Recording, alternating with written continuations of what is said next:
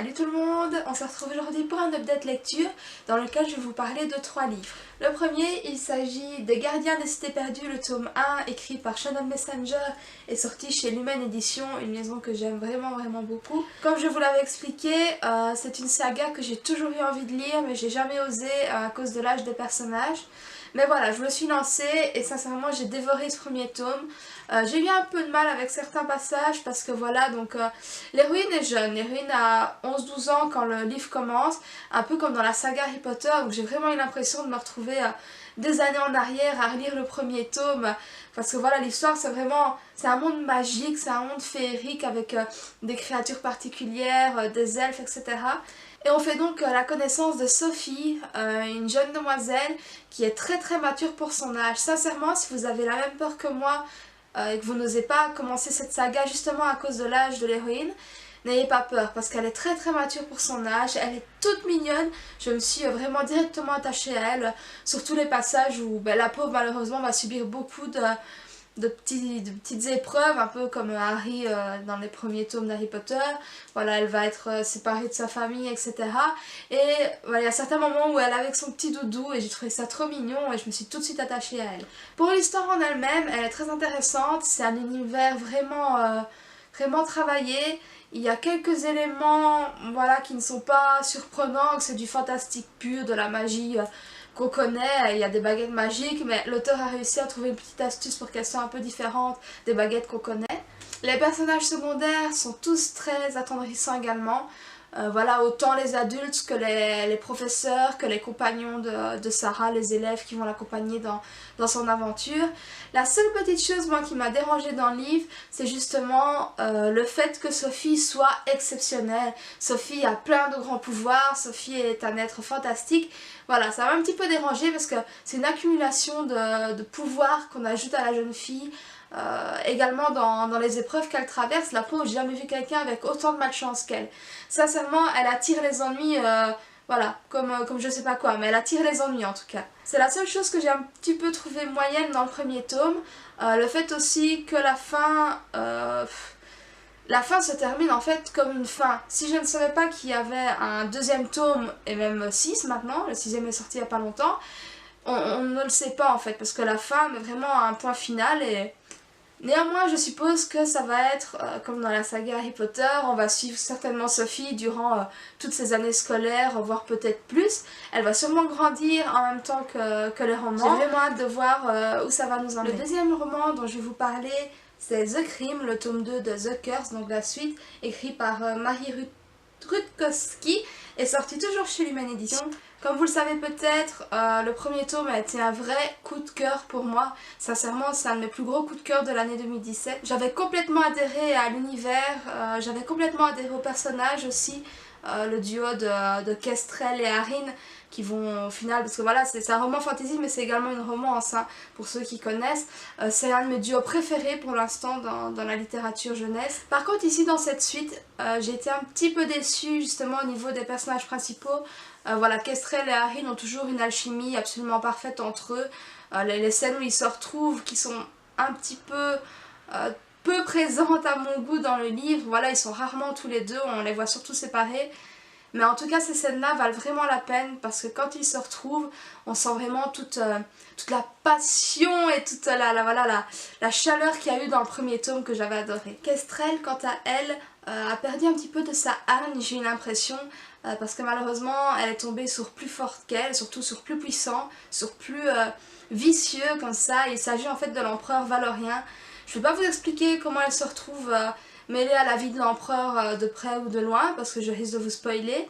Mais en tout cas voilà, dans ce second tome, elle va se rapprocher de l'empereur et c'est un homme, mais c'est un méchant. Ça faisait longtemps que je n'en avais plus vu d'aussi... je ne trouve pas le mot. Voilà, d'aussi horrible. Ce mec est vraiment atroce, il est vicieux, il est manipulateur. Voilà, franchement chapeau pour ce méchant là. À côté de ça, j'ai aussi été déçue par quelques personnages secondaires, notamment les amis de Kestrel. Voilà, ils font des choix dans ce livre que j'ai pas totalement compris. Et j'ai trouvé ça vraiment dommage parce que la pauvre Kestrel, elle se retrouve... Elle va subir énormément d'épreuves dans ce deuxième tome, qui est pourtant un tome de transition, hein. Moi j'ai vraiment ressenti ça comme ça parce que Toute la première partie du livre, elle est quand même assez lente, elle est quand même assez lourde. Personnellement, le premier, je l'avais lu en une journée, en une nuit. Je ne m'étais pas arrêtée. Celui-ci, il m'a fallu quand même, je pense, si je dis pas de bêtises, au moins 2 semaines. Parce que les premiers chapitres m'ont semblé longs et m'ont semblé lourds. Je pouvais en lire peut-être 3-4 sur ma journée, mais c'est tout. Ensuite, heureusement, l'histoire s'accélère un petit peu, on comprend petit à petit où l'auteur veut nous emmener. Il y a de nouveau, comme dans le premier tome, tous ces complots, toutes ces scènes, cette espèce de jeu d'échecs qui va en plus se jouer ici à la cour de l'empereur. Donc c'est encore plus important, encore plus dangereux pour Kestrel et pour Arryn aussi, parce que Arryn va aussi se retrouver mêlé à tout ça. Voilà, je ne vous en dis pas plus, mais en tout cas j'ai bien aimé ma lecture. C'est pas un coup de cœur comme le premier tome, parce qu'ici, comme je vous dis, il y a quand même quelques longueurs, quelques lourdeurs dans la première partie du livre. Et même si c'est un tome de transition, la fin est juste poids quoi. La fin est incroyable, j'étais mais scotchée. Scotchée et dégoûtée surtout, parce que je peux vous le dire que je m'y attendais pas du tout à une fin pareille. C'est vraiment rare qu'il y ait des fins... Voilà, je vais pas vous dire si la fin se termine bien ou mal, mais la fin, elle en jette, ça c'est sûr. La dernière lecture dont je vais vous parler, c'est celle-ci, Le Pacte d'Emma, écrit par Neil Gaiman et sorti aux éditions Albin Michel. Voilà, ce roman, je l'attendais depuis très longtemps, j'étais au courant de sa sortie, j'attendais impatiemment de l'acheter. D'ailleurs, si je dis non, je ne l'ai pas acheté, c'est Albin Michel qui me l'a envoyé dans le cadre du Bloggers Magazine, mais ça je vous expliquerai en fin de vidéo. Donc voilà, j'étais vraiment impatiente de le lire parce que Neil Gaiman a commencé à l'écrire sur Wattpad, mais je ne l'ai pas lu sur Wattpad, me doutant qu'il allait sortir un jour en version papier. Ici on va suivre Emma, qui est une jeune fille atteinte d'une maladie neurodégénérative. Donc voilà, elle sait que malheureusement elle est condamnée, sa maladie est incurable et elle a vraiment beaucoup de mal à faire face à cette fatalité. Voilà, elle sait que son cerveau va tout doucement se dégrader, elle sait qu'elle va terminer en légumes, elle voit tout le mal que déjà ça fait à sa famille. Donc voilà, elle a vraiment beaucoup de mal à assumer cette atrocité qui lui arrive. Pour essayer de reprendre un petit peu sa vie en main, elle va déménager à New York avec son frère pour essayer de commencer une nouvelle vie. Sauf que voilà, une fois sur place, elle va faire la connaissance d'Andrew Anderson, qui est le PDG d'une très grosse entreprise, mais elle va pas faire la connaissance de cet homme d'une manière tout à fait banale. En fait, elle va tomber dessus dans une ruelle alors qu'il vient de commettre un meurtre. Mais voilà, Emma est Emma, et au lieu de complètement paniquer et de s'enfuir en courant, elle va commencer à développer une obsession pour Andrew Anderson, qui s'avère en fait être un vampire. Voilà, je pense que je vous spoil pas en vous révélant cette information parce que c'est une information qui est connue, je pense, par tous les lecteurs qui ont lu ou qui vont lire ce livre. Ce que j'ai beaucoup aimé dans ce roman, c'est que Neil Gaiman a réussi à s'approprier une grande partie des clichés de la littérature young adulte. Donc le gars, le vampire possessif qui a mis une part de son humanité de côté, ou alors justement le triangle amoureux entre deux frères, ou la fille un petit peu nunuche qui malgré tout va s'attacher à cet homme complètement hors norme. Voilà, ce sont tous des clichés que Neil Gaiman a vraiment su retravailler à sa sauce. Donc quand j'entends dans la blogosphère que certains lecteurs ont levé les yeux au ciel, ont été déçus à ce niveau-là, voilà, je peux comprendre, mais d'un autre côté, tout ce qu'il y a autour, donc déjà la plume de l'auteur est simplement magnifique. J'ai du mal à croire que c'est son premier roman, parce que sincèrement on voit que sa plume, elle la maîtrise quoi, elle est mature, elle est recherchée, et c'est un gros point fort du roman. Le deuxième point fort de l'histoire, c'est évidemment Andrew Anderson. Voilà, moi c'est un personnage que, comme je les aime en fait, c'est vraiment le type de gars qu'on adore détester, parce qu'il est odieux avec Emma, voilà, il a plus d'humanité, c'est un meurtrier, mais à côté de ça, voilà, il dégage ce charisme et la fragilité malgré tout qu'il a au fond de lui. Ce que j'ai également apprécié dans l'histoire, c'est la réaction qu'a Emma quand elle découvre en fait qu'Andrew est un vampire. Parce que voilà, on pourrait croire qu'elle va commencer à croire qu'elle est folle, à douter, etc. Non. Voilà, en fait, Emma, elle se sait condamnée, elle sait qu'elle va mourir.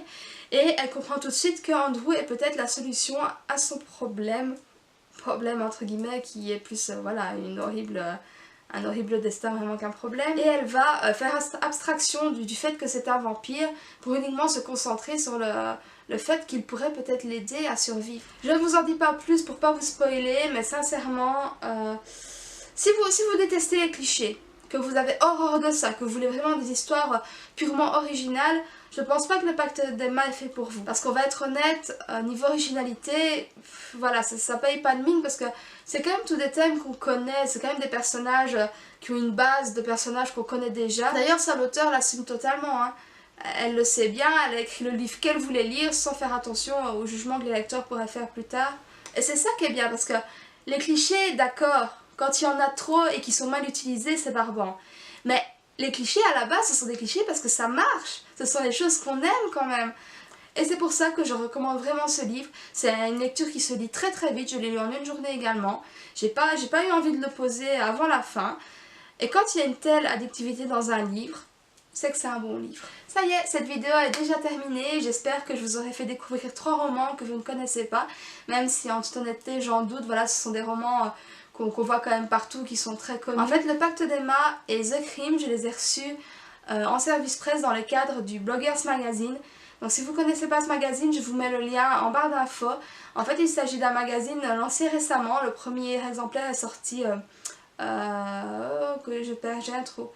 Ah, il est sorti le 1er décembre pour le salon de Montreuil où j'étais d'ailleurs présente avec l'équipe du magazine. Il s'agit d'un magazine littéraire basé sur la littérature young adulte dans lequel j'écris avec une équipe de jeunes passionnés vraiment super sympa. D'ailleurs les filles, je vous fais plein de bisous si vous regardez la vidéo. Vous pourrez donc retrouver ma critique écrite et plus détaillée du Pacte d'Emma et de The Crime dans le 2e numéro du Bloggers Magazine qui sortira le 1er février. N'hésitez pas à vous abonner, à partager, à mettre un petit pouce bleu, vous connaissez la base de YouTube je suppose. Voilà, ça me ferait super plaisir d'avoir un petit peu de retour sur les vidéos que je fais. Je vous fais plein de bisous, bye bye, à bientôt.